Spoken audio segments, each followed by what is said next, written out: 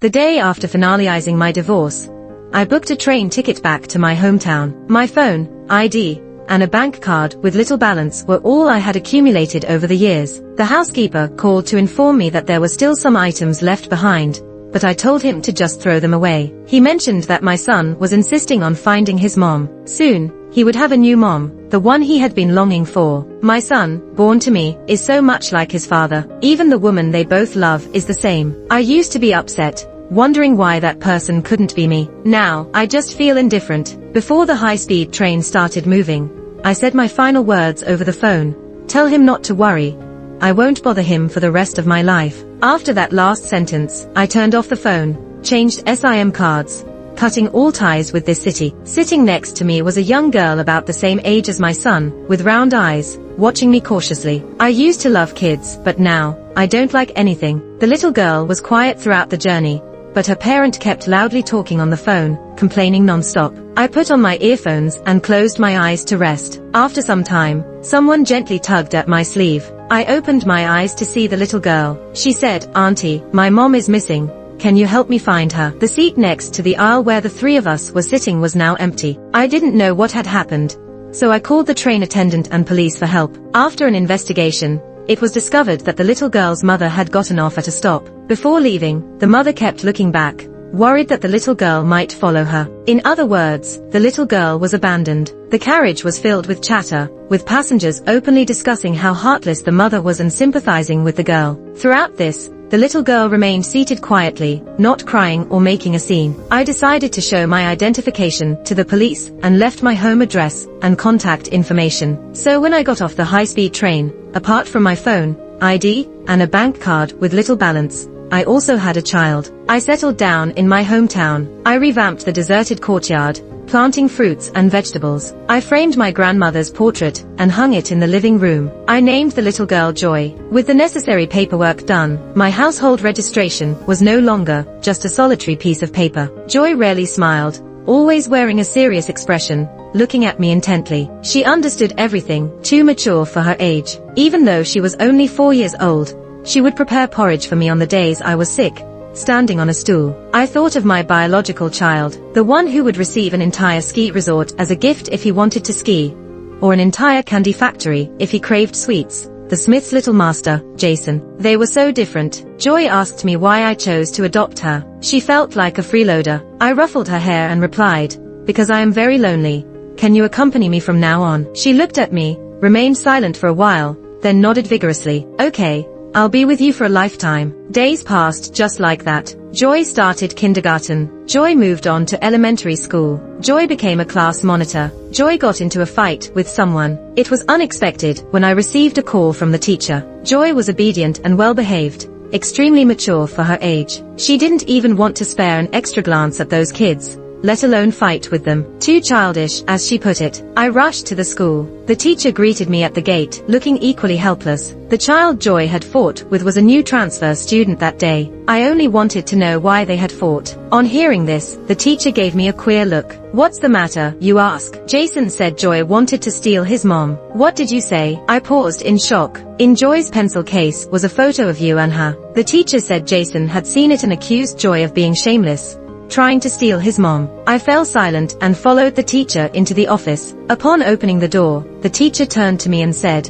"By the way, Jason's dad is already here." I stood at the office door, first glancing at Joy quietly working in the corner, and seeing her emotionally stable, I sighed in relief. In the periphery of my vision, the little boy who had been throwing a fit caught sight of me, his eyes lighting up. He quickly ran towards me. "Mom." I bent down, caught Jason, not in a hug, but gently pushed him away. "Little one, you've got the wrong person." I smiled faintly, meeting the gaze of the man in the room. "Hello, Mr. John, I'm Joy's mom." I never expected to meet John again. The world was vast, and people you didn't want to see were likely not to be seen again. Jason cried loudly, accusing me of not wanting him. Joy held her pen tightly.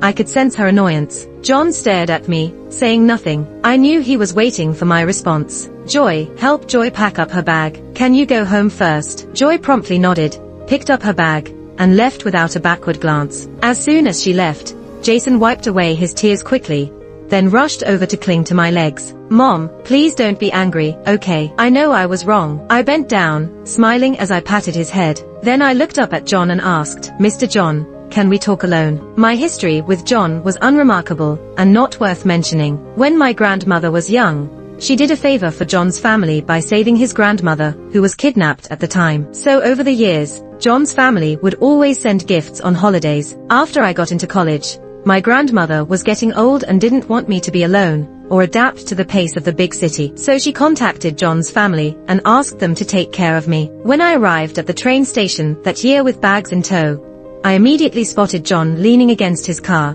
casually looking down at his phone. He was truly dazzling, to the point where I wanted to use all the beautiful words I had learned on him. Feeling a crush on him was just a normal thing. I knew we were not from the same world, and I never thought of anything more than that. The moon hung high in the sky, and as I passed by, bathed in its light, I was content. John and I went to the same university, and he would occasionally bring me items on behalf of his elders. After some back and forth, we were on nodding terms. Later, I heard about John and his high school sweetheart's love story. Romantic relationships always have their ups and downs, and they were no exception, with sweetness, arguments, breakups, and reconciliations. I was just a bystander, feeling occasionally lost. In my third year of college, I started an internship. Since the company was far from school, I had to commute a long way every day. One time I ran into John, casually asked about how things were going with me, and I answered truthfully. Soon after, I received a call from John's grandmother saying they had an empty house conveniently close to my office,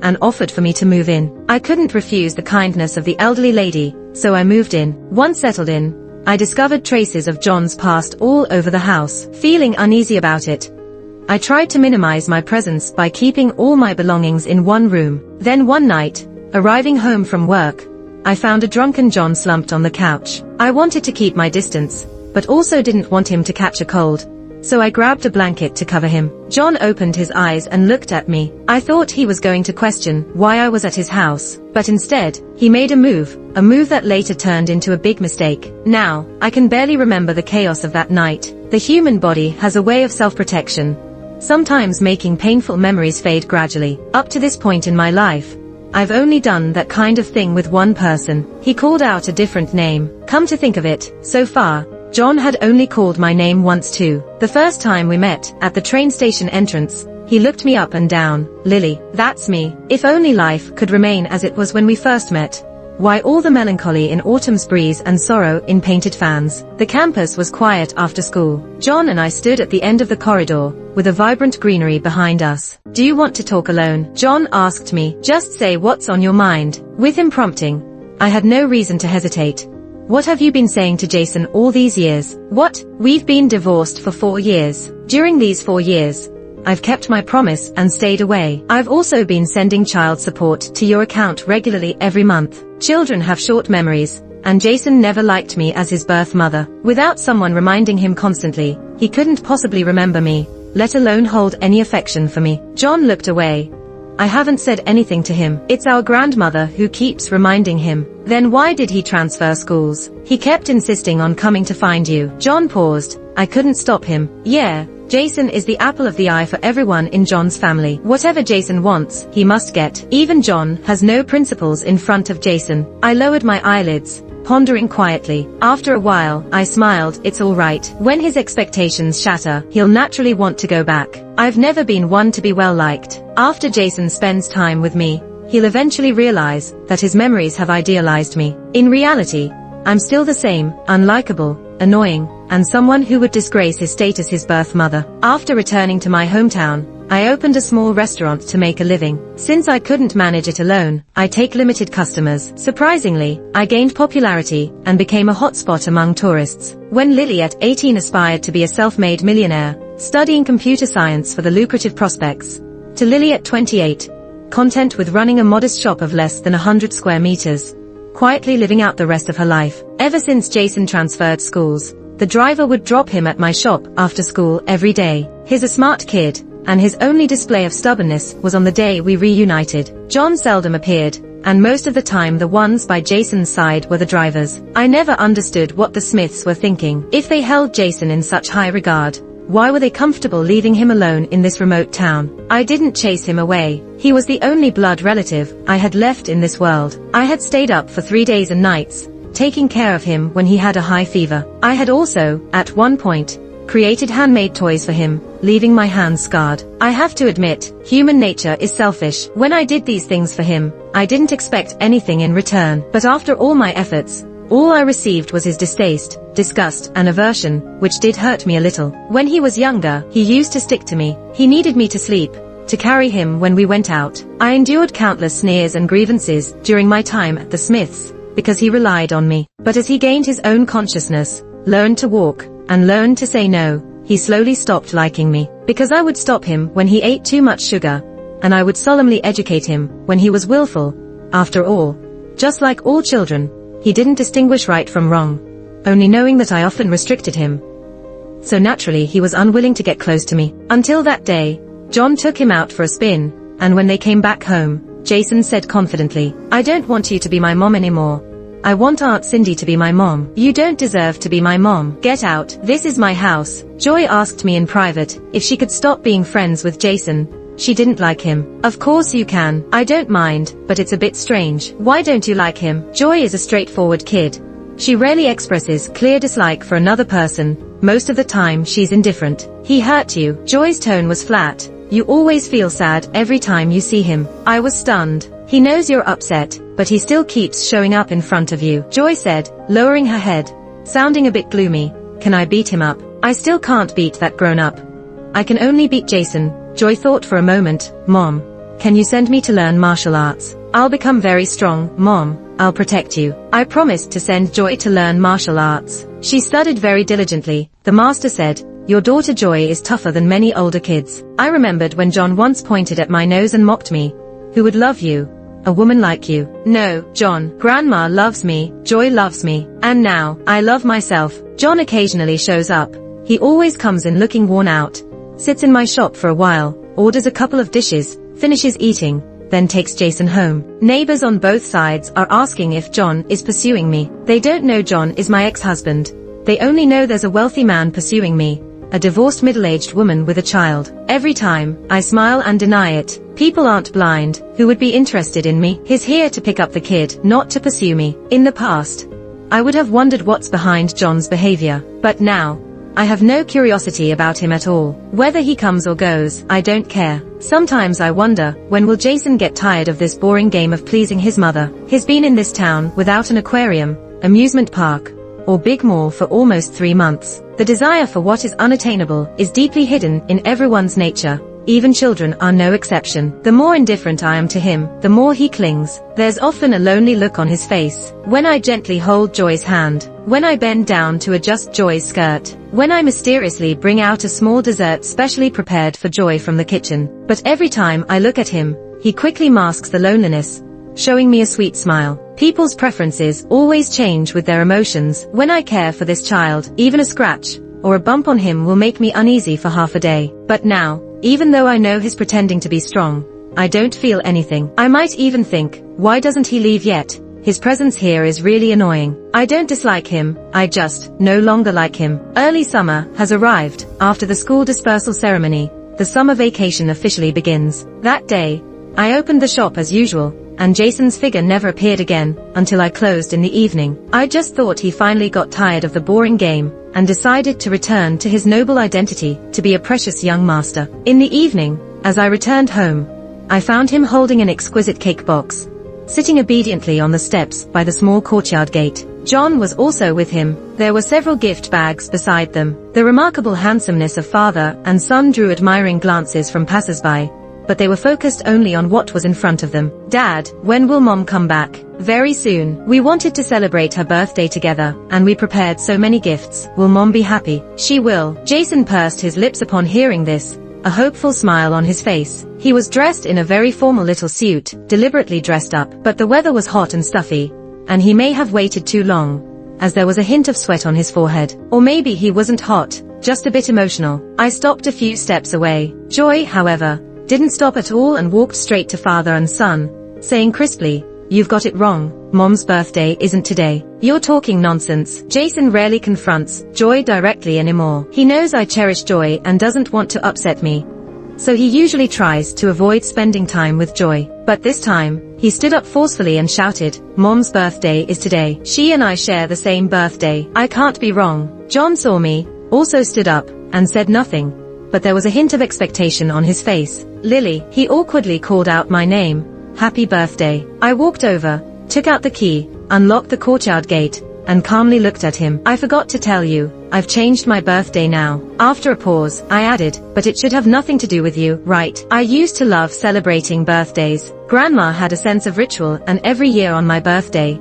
she would prepare a big table of food, a beautiful cake, and an exquisite gift for me. It was just the two of us at home, but it was never lonely. She was in poor health and couldn't travel long distances, but after I went to college and couldn't celebrate my birthday at home, she always flew to the city where I was studying, just to blow out the candles and eat the cake with me. When Grandma was alive, I was never lonely. That year, on my birthday, Grandma flew over as usual to be with me. I was already pregnant with Jason by then, in the late stages of my pregnancy. I was afraid of worrying Grandma, so I kept all the discomforts of pregnancy from her, and also lied to her, saying John was very attentive to me. But in reality, most of the time, John wouldn't even look at me. We lived under the same roof, but he treated me like I was transparent. At that time, I could understand him. The night between him and me was a mistake from the start. I thought if John was drunk and I could slip away quietly after everything was over, no one would ever know what happened. But it turned out differently. John tormented me all night until I had enough strength to leave, and just then, the door opened, and John's grandmother came to visit me. She understood how hard I had been working and brought me chicken soup. She knew about what happened between John and me and insisted that he had to take responsibility since he had taken away my innocence. She didn't care about John's relationship status, or what the Smiths thought of me. She only cared that she couldn't let me down, especially not my grandmother. I could see that you have feelings for John. You are a good kid, and I know you don't want to ruin John's relationship with Cindy. But things have already happened. Cindy won't tolerate any competition, and John is no longer with her. Do you want to give it a chance with John? I have to admit, I had a moment of temptation, but before I could make a decision, I found out that I was pregnant. The reaction was so big that I couldn't hide it. I had no choice but to endure John's disgusted looks and start a marriage that was destined to be unhappy. I sometimes hate myself for compromising too much. I have to pretend to be happy in front of my elders and act as if I don't care about John. But the truth is I am not happy. I am in pain. The morning sickness, swelling, and cramps are unbearable. Being looked down upon by the Smiths, despised by John, and mocked by Cindy all add to the pain. I endured all this until my next birthday. My grandmother was excited, not just for my gift, but also for her future grandchild. She said she wouldn't leave until I gave birth and completed my recovery. But my grandmother didn't live to see Jason being born. On my birthday, while having dinner with my grandmother, she saw Cindy and John being affectionate. She then had a heart attack and was taken to the hospital. That's when my resentment towards John began. My grandmother was taken to the emergency room, and soon the Smiths arrived too. John's grandmother slapped him in front of me, but I didn't try to stop her. I just waited for good news from the operation room, but the lights went out soon after. The doctor came out and regretfully asked me to say goodbye to my grandmother. I regretted asking them to take care of her. My grandmother, with tears in her eyes, asked me how I would handle things without her. She left with regret, leaving me in despair and pain. I went through the night screaming in agony and despair, giving birth to Jason. Perhaps out of guilt, John helped with Jason more often after my grandmother passed, and Cindy stayed away. I thought this would be my life,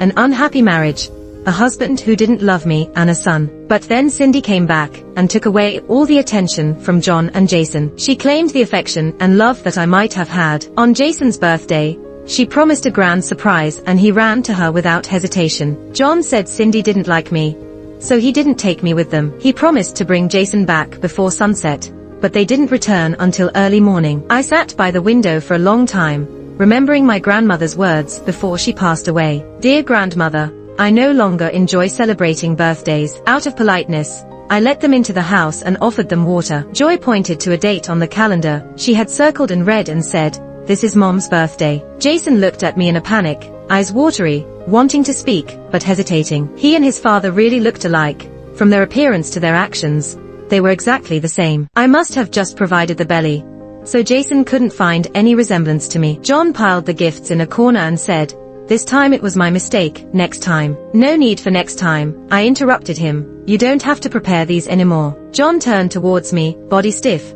and after a while, he finally said, "I'm sorry, can I talk to you alone?" It was rare for him to say that. I fixed some sweet drinks for the two kids, turned on the TV to a children's channel, then took John to the gazebo in the yard. "It's beautiful here," John said awkwardly, as if feeling constrained in his movements. "Thank you." I cut to the chase and asked him, "Do you have something to say? Just say it." "I noticed there's currently no other man by your side," John said. "If you don't mind, could we remarry for the sake of the children?" I stared at him in silence. John awkwardly looked away. "I just feel we should give the kids a complete family. Jason has changed a lot recently, no longer as arrogant as before." "So, you didn't marry Miss Cindy?" I asked. John froze. "Everyone used to tell me that she was the right wife for you, Jason's mother. Though you never said that to me directly, it seemed you agreed." So, I took the initiative to step aside. "How about you? Did you end up together?" Unable to meet my gaze, John's hands unconsciously clenched and then loosened. "That's all in the past." "It's all in the past for us too," I said, "but we have a child." "So what?" I continued. "John, stop using others as an excuse. It used to be Cindy, now it's Jason." I smiled and said softly, "Is it that hard to admit you have feelings for me too?" Our marriage lasted 4 years. I may have a bit of a people-pleaser personality, but if he hadn't given me any hope, I couldn't have persisted for 4 years. I wondered when he started to like me, and how much he liked me. I wasn't sure. I just inherited the habit of my grandmother's generation. When things aren't good, the first reaction is not to throw them away, but to mend them as much as possible. I thought the same way about marriage. I used to think, maybe your sense of morality is strong. You couldn't accept falling in love with anyone other than Cindy. Then I thought, if your sense of morality is that strong, how could you still have an unclear relationship with your first love after you were already married? In the end, you are just selfish. Even wanting to get back together with me, you had to use Jason's missing me as an excuse. "But John, we have been divorced for 4 years." John swallowed hard and hoarsely asked me, "So, have I missed the chance?" "It's not about being too late," I said with a sigh. "It's just that, it's all in the past now." "John, look forward," I advised. John covered his eyes with his hands. I knew his pride. Seeing him in distress didn't make me feel good either. So I quietly stood up and left this small world for him. Before leaving, he reached out and grabbed the hem of my skirt, tightly gripping it with whitened knuckles and visible veins. He had lost weight, a palpable sense of decadence enveloping him that he couldn't conceal. I heard his suppressed sob, saw his trembling shoulders. "Don't come back anymore," I said. "Go back to your own life. Take Jason with you." I pulled back my skirt, smoothing it out. "I forgot to tell you, today is my birthday, also our divorce anniversary. It's the day I found Joy. She doesn't know her birthday, so I decided to change it. We agreed to treat that day as a new beginning. Consider this an early birthday gift from you. Give me some peace." "Thank you, John." John left, taking Jason with him. He said nothing, but Jason understood. Before leaving, he clung to my leg, refusing to let go. He cried miserably, his voice sharp and hoarse, his face red, sobbing as if he was about to faint at any moment. "Don't leave, Mom, please let me stay." He struggled desperately, pleading with me. "Mom, please don't leave me, okay? I'll be very good and obedient. I won't make you sad anymore. Don't send me away." "Dad, you're a liar. You said Mom would forgive me." "Big liar, bad man, go away." Mom. The car door slammed shut, and I saw Jason crying, clinging to the window, pounding on it with all his might, looking at me pitifully. John pulled him away, holding him down firmly, and commanded the driver in a low voice, "Go." He never looked back at me from start to finish. Joy stood beside me, looking at me expectantly. "What's wrong?" I asked gently, lowering my head. "They won't come back, right?" she asked. "No, they won't." "Mom, are you sad?" I just smiled, ruffled her hair. "Joy, everything will pass. Just remember, no matter how painful things you encounter, as long as you keep moving forward, all in one go, without looking back, you can always make it through." I've been walking far ahead, while it seems like John and the others are still back in the same place. But it doesn't matter, we're not on the same path, so there's no need to wait for them. That night, I had a dream. In the dream,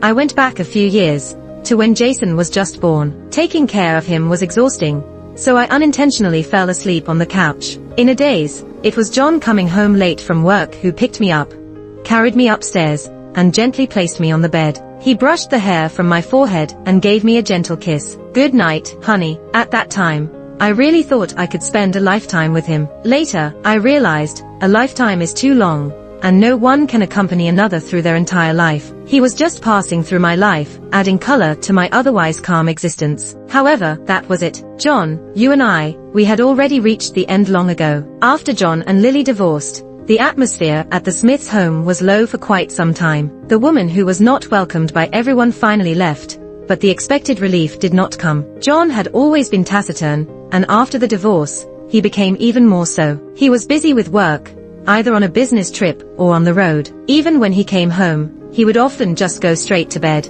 Jason, on the other hand, was carefree, running around with the nanny all day, and throwing tantrums when things didn't go his way. But one day, he suddenly asked a question. "Where is Mom?" The nanny didn't know how to respond. Jason, being proactive, searched under the table, in the wardrobe, and in the garden, but found nothing. Where did Mom go hiding? Children have short memories, but Jason is smart. He could even vividly recall the last time he saw Lily. That morning, before Lily left, she smiled and bent down, patting his head. "Jason, Mommy is leaving. I used to hope you would be a well-behaved child, but now I understand, you're not like me. You have the capital to be willful. In the days ahead, be happy, okay?" At that time, Jason didn't take those words to heart. He was tired of Lily's preaching and resented her controlling ways. But at that moment, as he remembered those words and looked around the huge mansion, only to find no trace of Lily, he finally began to feel sad. That evening, when John came home, Jason, unusually, grabbed his hand. "Dad, did you have a fight with Mom?" John stopped in his tracks and looked down at him. Furrowing his brow at Jason's innocent face, he said, "Can you apologize and make up with Mom? I haven't seen her in a long time. I want to eat Mom's sweet and sour ribs tonight, can I?" Looking at Jason's expectant face, John started off expressionless, but gradually wore a sinister smile. "I didn't have a fight with her. I got a divorce. Do you know what a divorce is? It means she doesn't want you anymore. She won't see you anymore. No matter what you do, she won't care about you anymore. She's left you. Understand?" He seemed to enjoy the fear on Jason's face, then repeated, "Jason, she doesn't want you. She will have other children who are more obedient and lovable than you. You have no weight in her heart anymore. You're lying. Mom would never not want me." Jason screamed, "You're the one who was abandoned. Mom said she loved me most. She lied to you." John laughed. "Jason, you've been deceived. She loves you the most. And you believed that nonsense." "John, what are you telling the kid?" The elder members of the Smiths hurried over and comforted the emotionally overwhelmed Jason, trying to calm him down. "Jason, don't cry. Dad's just teasing you. Mom has something to do recently. She's back in her hometown. She'll be back in a few days, okay?" No. I want to see her now." Jason struggled. John detested Jason's tantrum the most. He coldly watched as Jason cried, feeling emotionless, like a bystander, without any change in expression. Even when Jason cried until he almost vomited, John just frowned and went upstairs. The bedroom was exactly the same as it was before Lily left, including the huge wedding photo on the wall. Sometimes John didn't understand what he was thinking. When he broke up with Cindy in the past, he would block, delete, and throw away sentimental items in one go, wanting everything related to the other person to disappear completely from his world. But after divorcing Lily, he didn't throw away anything, as if throwing them away meant losing. He tried hard to keep his emotions stable, to prove that Lily's leaving hadn't affected him. He thought being divorced from a woman he didn't love was a relief for him. 6 months after divorcing Lily, Cindy asked him if he wanted to get married. John fell silent for a while before saying, "Forget it. Jason was saying he wanted to find her the other day. If I marry you, I don't know how he'll throw a tantrum." Cindy looked into his eyes and asked, "You're not marrying me, really, just because of Jason?" "What else?" Cindy laughed sarcastically. "John, sometimes I really admire you. After all, you even fool yourself." John didn't understand. What had he fooled himself about? Out of story. When Jason turned 18, John was still single. But Lily got married. She married a programmer, shy and quiet, but very kind to her. Perhaps birds of a feather flock together. Even Jason, the stepson, received a lot of attention from the programmer. On the wedding day, Jason attended the ceremony. Upon his return, at the dining table, he mentioned to John that the atmosphere at the wedding was great, not many guests, but very lively. John just silently chewed his food, not even bothering to look at him. This was their usual way of interacting. There wasn't much affection or conversation between them, like a typical wealthy family, polite, but lacking intimacy. So Jason didn't know that John had also attended the wedding that day. Not only did he attend, but he also gave a red envelope. Inside was a bank card. Lily didn't take it. Keep it. I know you don't really need this, but it's just a token of my appreciation. I can't give you anything else. Lily shook her head. You don't need to give me anything. She was wearing a simple dress, nothing like the grandeur of her wedding with John, but her smile was much more genuine. John took one look and then averted his gaze. He was afraid that if he looked a moment longer, he would end up feeling embarrassed and begging Lily not to get married, not to leave him. The dressing room was quiet. Then someone knocked on the door. Bride, are you ready? It's time to go on stage. All right. Lily stood up and asked John, is Jason outside too? How about we grab a meal together before you leave? No. John shook his head, stood up, and walked towards the door. As he grabbed the doorknob, John suddenly spoke up. By the way, there's something I've never told you. What is it? I used to be jealous of Jason and Grandma. Lily was surprised. What are you talking about? Everyone says you love me to death, but I always felt that in your heart, Grandma was more important than me. John's tone was calm, so I was never really happy about it. After Jason was born, no matter what we were doing, as soon as Jason cried, you had no eyes for me. John said, so, I've never really liked Jason. Maybe subconsciously, I always wanted to have all of your attention. John laughed self-deprecatingly, but I wasn't that lucky. So I lost everything I originally had, and I didn't have a lapse in judgment due to alcohol. That night, I was very clear. John finally turned back and looked at Lily.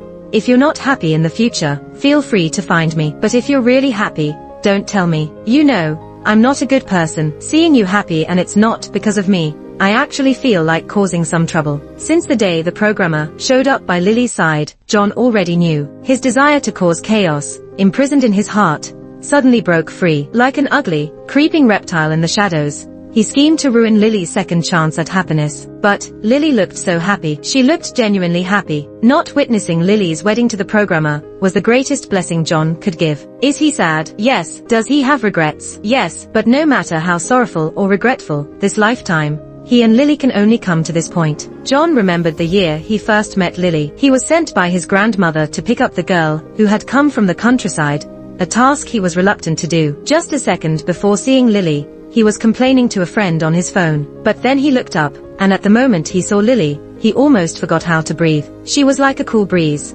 sweeping away all the scorching heat of summer, and leaving only the cicadas chirping on the branches, and the fragmented sunlight between the tree leaves. It was a heartbeat, just for a moment. He did many things he couldn't understand himself, and in every moment of life, his gaze unconsciously lingered on her. By the time he came to his senses, there was no turning back between them. He watched as the sunlight on her grew less, and the shadows grew larger. At that time, he really thought she would stay by his side forever. In a daze, John seemed to be dreaming. In the dream, he went back to the day they got married. The officiant holding the mic asked him, through poverty or wealth, sickness or health, Mr. John, do you take Miss Lily to be your wife? He heard his answer, I do.